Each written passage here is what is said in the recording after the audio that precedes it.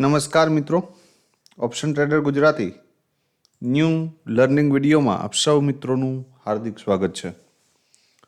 તો કેવું રહ્યું મિત્રો આજનું ટ્રેડિંગ સેશન? મારા મત મુજબ તો ધમાકેદાર એક્સપાયરી હોવી જોઈએ, બરાબર. કેમ કે લગભગ 400 પોઈન્ટનો ફોલ છે, બરાબર. આમાંથી કદાચ 100-150 પોઈન્ટ પણ પકડી શક્યા હોય. હું તો એમ કહું છું કે આપણું જ્યાં સુધીનું પ્રેડિક્શન હતું અને આપણો જ્યાં સુધીનો વ્યૂ હતો કે 25,384 દૂર નથી, જો ત્યાં સુધી પણ પકડવું હોય ને તો પણ એક સારામાં સારી મૂવમેન્ટ આપણે જોવા મળી. અને આ ફોલ જો પકડ્યો હોય તો વેલ એન્ડ ગુડ વસ્તુ છે. કેમ કે આ ફોલની અંદર જો કોઈ 2-4 રૂપિયાવાળું પણ પ્રીમિયમ હશે ને, લીધું હશે ને, તો 50 રૂપિયાનો હાઈ જોવા મળ્યો આમાં, બરાબર. આ એક કેન્ડલ પછી જો નેક્સ્ટ કેન્ડલથી બેસી ગયા હશે ને તો પણ સારી એવી મૂવમેન્ટ છે. હવે ગઈકાલના વિડીયોની અંદર આપણે વસ્તુ ચર્ચા કરી હતી કે ભાઈ 25,545 ને જો માર્કેટ બ્રેક કરશે ડાયરેક્ટ તો એક નાનો એવો શું આવશે, રિટ્રેસમેન્ટ. અને અહીંયાથી પછી મને નથી લાગતું કે માર્કેટ બાઉન્સ બેક કરી શકે. ગઈકાલનો વિડીયો સાંભળી લેજો. જો 473 ને બ્રેક કરી દીધું તો પછી મને લાગતું નથી કે માર્કેટ અહીંથી બાઉન્સ બેક કરી લે.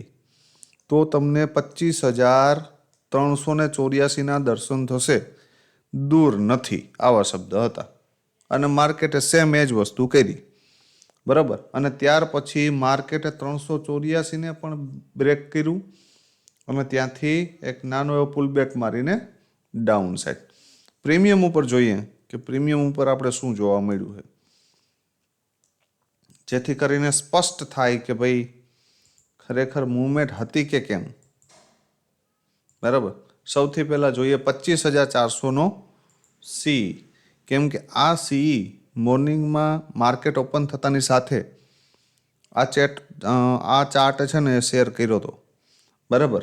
અને આ ચાર્ટમાં મેં તમને 70નું લેવલ આપ્યું હતું, 70.41. એક્ઝેક્ટ માર્કેટ એ એરિયા પર 3 કેન્ડલ હોલ્ડ મારી અને ત્યાંથી લગભગ 105 એટલે કે 35 પોઈન્ટ આપ્યા.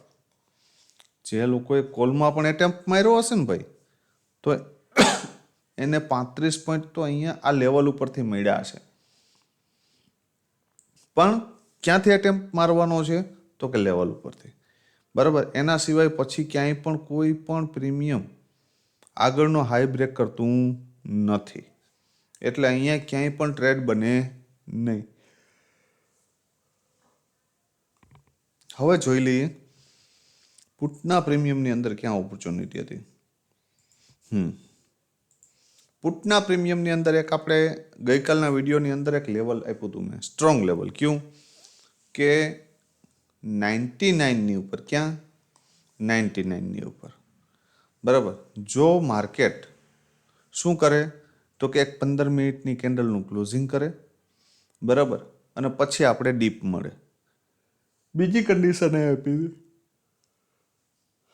કે અહીંયાથી 142 સુધી જતું રહે, સ્ટ્રોંગ કેન્ડલનું ક્લોઝિંગ આવે તો ઉપર કંઈ ઘણું દૂર છે નહીં, તો આ લેવલ સુધી જતું રહે અને ફરી પાછું યા તો આ ક્લોઝિંગની આજુબાજુ આવે અથવા તો આ 99ની આજુબાજુ આવે તો આની અંદર એન્ટ્રી બને. તો ભાઈ અહીંયા લગભગ 107ની આજુબાજુ માર્કેટ આવ્યું, બરાબર. ઠીક છે, તમે અહીંયા નથી લઈ શક્યા, ઇટ્સ ઓકે.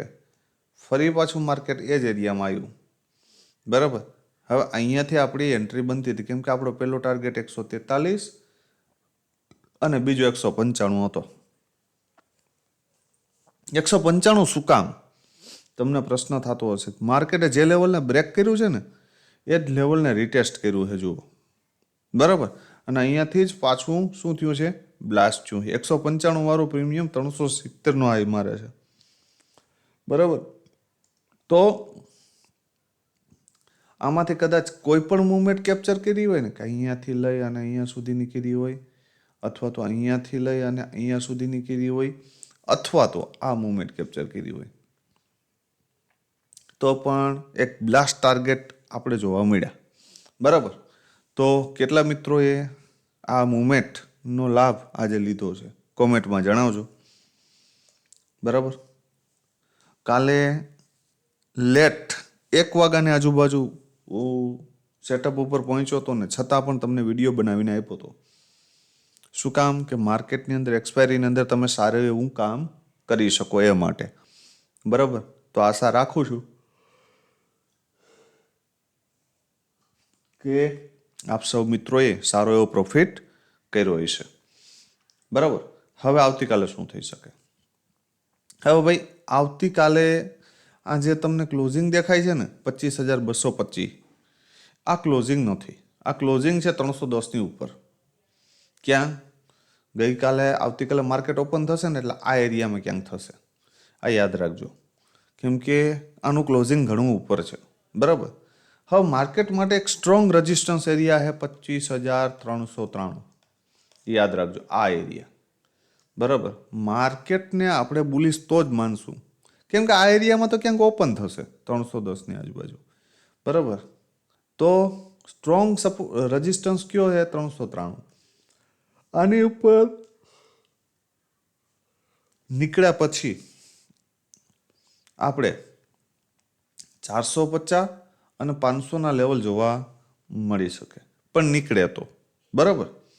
મારા મત મુજબ જો એક ફ્રેશ પુલબેક અહીંયા સુધીનો આવી ગયો ને તો અહીંયાથી એક વખત સેલિંગ આવશે ભાઈ, અને એ સેલિંગ કદાચ તમને આ લો સુધી લઈ આવી શકે. બરાબર.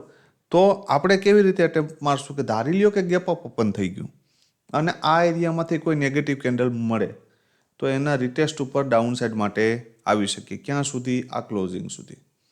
બરાબર. બીજી કન્ડિશન કે માર્કેટ ફ્લેટ ઓપન ખુલે આ એરિયામાં જ ક્યાંય. બરાબર. અને અહીંયા 15 મિનિટની કેન્ડલ સસ્ટેન થઈ જાય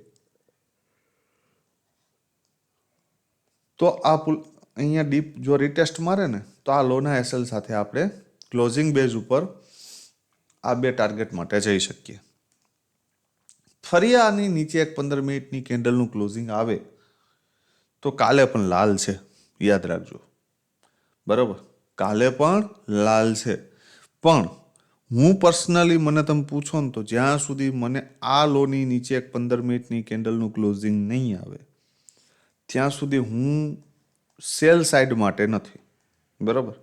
હું સેલ સાઇડના ફેવરમાં નથી, મતલબ કે પીઈના ફેવરમાં નથી. હા, એક ફ્રેશ પુલ બેક આવીએ ને પછી ડાઉન આવે તો આપણે ઇન્ટરેસ્ટેડ ખરા, બાકી ડાયરેક્ટ નહીં ભાઈ. બરાબર. ડાયરેક્ટ અહીંથી આમ તૂટી જાય ને તોય વાંધો નહીં, જવા દેવાનું. બરાબર. આટલું ક્લિયર. સ્ક્રીનશોટ માર લેજો. સૌથી પહેલાં કોલનો પ્રીમિયમ.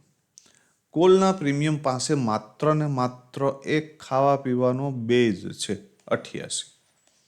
જો આ તૂટી ગયો તો પછી ભાઈ કદાચ પુલબેક મારે ને તો આ 110 સુધી મારશે. ક્યાં સુધી? અહીંયા સુધી. અને અહીંયાથી પાછું નીચે ક્યાં સુધી આવી શકે? તો કે 28થી લઈ 25થી લઈ અને 35 સુધી. બરાબર. તો આ એરિયામાં નજર રાખજો. જો આને તોડી નાખે તો. બરાબર. તોડ્યા બાદ ફરી અહીંથી આમ ઉપર નીકળે ને તો વેલ એન્ડ ગુડ વસ્તુ છે ને, કોઈ વાંધો નથી. તોડીને ઉપર નીકળે પાછું 88ની ઉપર તો આપણે માની લેશું, પણ જ્યાં સુધી 15 મિનિટની કેન્ડલનું ક્લોઝિંગ ના આવે ત્યાં સુધી આપણે નહીં માનીએ. બરાબર. આ યાદ રાખજો. કોલ સાઇડ માટે ડાયરેક્ટ એક 15 મિનિટની કેન્ડલનું ક્લોઝિંગ 110ની ઉપર આવી જાય અને પછી તમને આમ કરીને રિટેસ્ટ મારતું દેખાય ક્લોઝિંગ અથવા લોની આજુબાજુ, અને અહીંયા સપોર્ટ લે અથવા તો અહીં મિડલમાં ક્યાંય સપોર્ટ લે. ધારી લ્યો કે અહીં એક કેન્ડલનું ક્લોઝિંગ છે તો અહીંયા આવ્યું અને પછી અહીંયા આવ્યા આ જે 110નું લેવલ છે અહીંયા, અને અહીંયા સપોર્ટ લેતું દેખાય ને તો એન્ટ્રી કરી શકાય. ક્યાં સુધી? 164 સુધી. 164ની ઉપર ડાયરેક્ટ એક 15 મિનિટની કેન્ડલનું ક્લોઝિંગ આવી જાય. સાંભળજો ધ્યાનથી. અહીંયા જો આની ઉપર આવી જાય તો આપણે આ ટાર્ગેટ માટે જ જશું 164. બરાબર.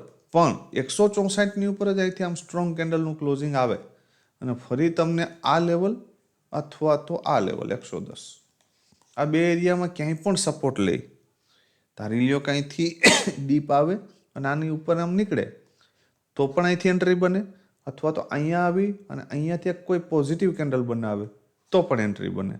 પણ એન્ટ્રી બન્યા પછી ધ્યાન રાખજો, ધારો કે અહીંથી એન્ટ્રી બની 164 ને બ્રેક કર્યું તો 217 અને 306 આ બે ટાર્ગેટ મળી શકે, ઇટ્સ પોસિબલ, બરાબર.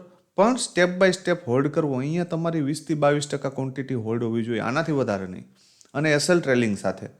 પણ એક 15 મિનિટની કેન્ડલ ખાલી 110ની ઉપર આવે ને રિટેસ્ટ આવે ને તો આપણે 164 સુધી વિચારશું. 164ની ઉપર એક કેન્ડલનું ક્લોઝિંગ આવી દે અને ડીપ આવશે તો આપણે પાછા એન્ટ્રી કરશું, શું વાંધો છે, બરાબર. પણ ફર્સ્ટ ટાર્ગેટ આપણો અહીંયા જ્યાં સુધી મોમેન્ટમમાં મળે ત્યાં સુધી લઈ લેશું, ઠીક છે, બરાબર. આની નીચે જાય તો પછી આપણે આ લેવલની રાહ જોશું, બરાબર. સ્ક્રીનશોટ મારી લેજો. આ 3 કન્ડિશન મેં કીધી છે તમને. હવે પુટનું પ્રીમિયમ, ભાઈ પુટનું પ્રીમિયમ છે 25,200 પીઈ. કોલ છે ભાઈ, કોલ જે હતું કોલનું પ્રીમિયમ એ 25,400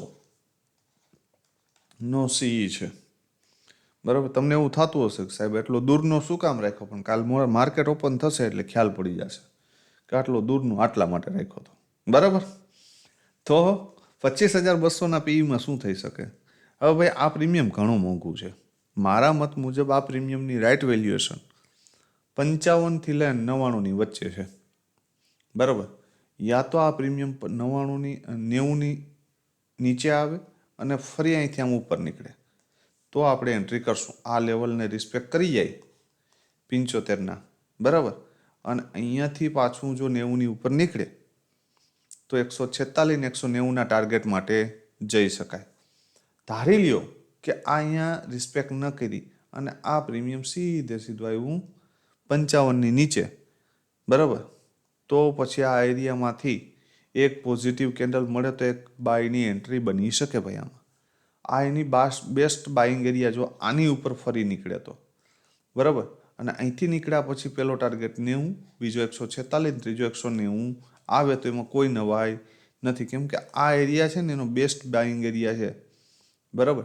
50થી લઈ અને 55 સુધી, બરાબર. તો નજર રાખજો આ પ્રીમિયમની. હવે તમને પ્રશ્ન થતો હોય કે 138 વાળું પ્રીમિયમ 55 આવે ભાઈ, એના બાપુજી આવે, એવું કંઈ નથી, ના આવે, કેમ કે આ હાઈ વેલ્યુએશન પ્રીમિયમ છે ભાઈ, અને અહીંયાથી આવશે તો એ ઉથમે માથે જ આવશે, બરાબર. આ ક્લિયર જ રાખજો.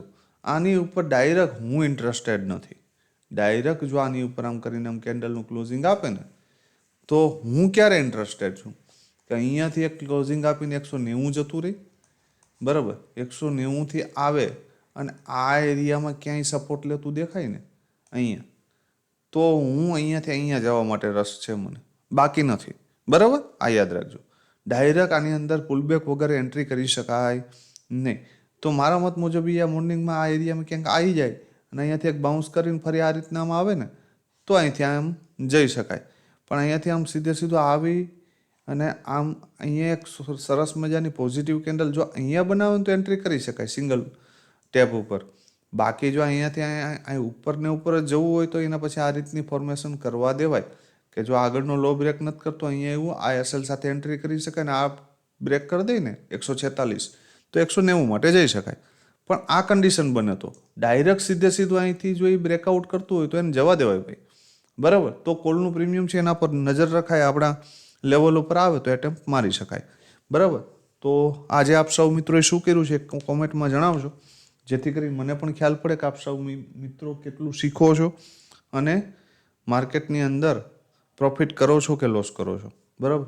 તો ખાસ કમસે કમ 100+ કોમેન્ટ જોઈએ છે મિત્રો, જોઈએ કેટલો એફર્ટ તમે આપો છો, બરાબર. તો વિડીયોનું વધુ શેર કરજો, લાઈક કરજો અને કોમેન્ટ કરવાનું ભૂલશો નહીં. આવતીકાલે ફરી મળીશું નવા વિડીયોમાં. ત્યાં સુધી જય માતાજી, હર હર મહાદેવ.